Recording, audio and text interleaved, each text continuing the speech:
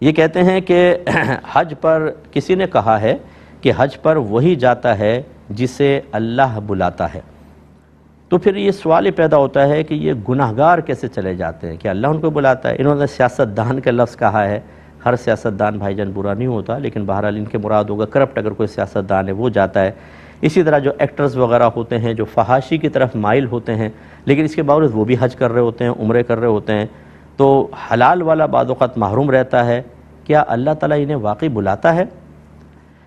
دیکھیں، پہلی بات تو یہ کہ بالکل اللہ تبارک و تعالیٰ کے ازلی فیصلے کے بغیر کوئی وہاں نہیں جا سکتا، اور یہ ازل سے اللہ نے فیصلہ کر لیا ہے، اور اللہ تبارک و تعالیٰ کے فیصلوں پر کوئی اعتراض نہیں کر سکتا۔ ہم جب کہتے ہیں نا گناہ ثواب، تو گناہ کسے کہتے ہیں؟ جب آپ حکم کے خلاف جاتے ہیں۔ ثواب کسے کہتے ہیں کہ اس پہ یہ نیکی ہے یا ثواب ملے گا؟ جب حکم کو پورا کرتے ہیں، اور اللہ تبارک و تعالیٰ پر تو کوئی حاکم ہی نہیں ہے، تو گناہ ثواب کا تصور کوئی اللہ تبارک و تعالیٰ کے لیے نہیں ہے، اور وہ جو فیصلے کرتا ہے بڑا حکیم ہے، زبردست قسم کے فیصلے فرماتا ہے، اس کی ذات بے نیاز ہے۔ کتنے میں نے گناہگار ایسے دیکھے کہ جو گناہوں کے اندر ملوث تھے، زانی تھے اور خراب تھے، اللہ تعالیٰ نے پھر ان کو توفیق دی، حج بھی کیا، عمرہ کیا، پھر وہ علم کی طرف آئے اور ہزاروں لوگوں کے ایمان بچانے کا سبب بن گئے۔ آپ ظاہر دیکھ رہے ہوتے ہیں، اللہ تبارک و تعالیٰ کی حکمت بہت بڑی ہے۔ تو پہلی بات تو یہ کہ اللہ ہی بلاتا ہے، اور اگر اللہ تعالیٰ گناہگاروں کو بلائے تو اللہ پر کوئی اعتراض نہیں، کیونکہ وہی حکیم ہے، وہ جانتا ہے اپنے بندوں کے لیے جو فیصلے کرتا ہے، آپ اور میں اس پہ اعتراض نہیں کر سکتے ہیں۔ پھر آپ کا کہنا کہ جو حلال کماتا ہے وہ محروم رہتا ہے، یہ بھی کوئی ضابطہ قاعدہ نہیں ہے۔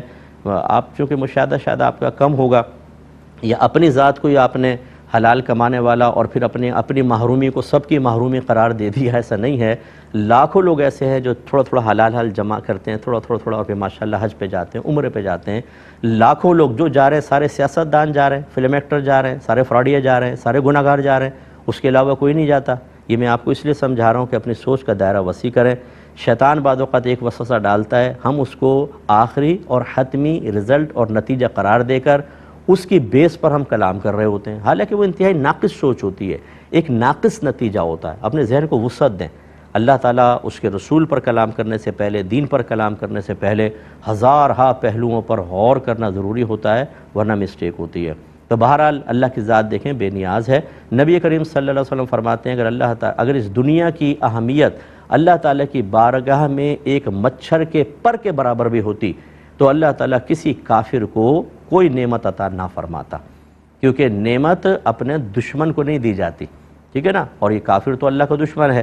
سرکاری سمجھا رہے ہیں کہ اس کا مطلب ہے دنیا جس پر کھول دی گئی، یہ کوئی اللہ کے کرم کی علامات نہیں۔ دشمن کو اللہ نے ایسی چیز دی ہے جو خراب قسم کی چیز ہے کہ وہ اسی میں انوالو رہ کر، ایمان سے بھی غافل رہ کر، اور بعض اوقات ایسے ہی مر جاتا ہے اور ہمیشہ ہمیشہ کے لیے جہنم میں جائے گا۔ اس لیے اللہ کی حکمتوں پہ اعتراض نہ کریں۔ بعض اوقات اللہ تعالیٰ گناہگار کو توبہ کا موقع فراہم کرتا ہے، بعض اوقات اللہ تعالیٰ اس سے کوئی اور کام لینا چاہتا ہے، اور بعض اوقات ایسا ہوتا ہے کہ اللہ اس سے شدید ناراض ہوتا ہے اور اسے اس طرح کی توفیقیں دیتا ہے، وہ سمجھتا ہے کہ میں تو مطلب بالکل پاک صاف ہو گیا ہوں اور میں جتنے مرضی گناہ کروں، دیکھو اگر میں غلط ہوتا تو عمرہ حج کیسے کر لیتا۔ یہی غفلت اس کو مروا دیتی ہے، وہ صحیح توبہ نہیں کرتا، حج مقبول نہیں ہوتا، عمرہ رد کر دیا جاتا ہے، منہ پہ مار دیا جاتا ہے، اور وہ اسی حالت میں مر جاتا ہے اور آخرت میں قابل گرفت ہوگا۔ میری گفتگو 2-3 دفعہ سنیں، آپ کو بہت سی چیزیں سمجھ میں آئیں گی۔